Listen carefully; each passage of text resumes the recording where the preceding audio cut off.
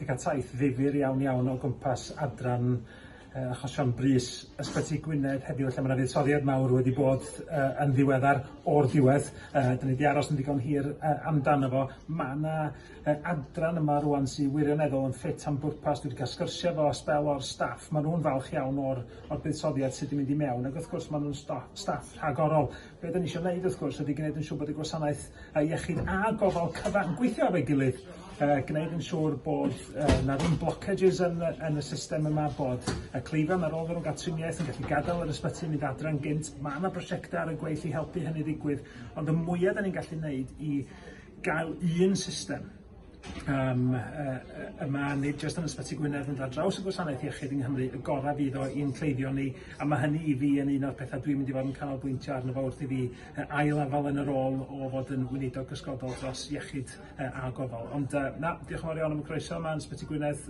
bore yma. Sbel yn well na yr hen adran yn sicr. Dwi wedi treulio ambell awr yn disgwyl yn yr stafelloedd aros fel pawb arall, dwi'n siŵr, ond braf cygolwg o gwmpas.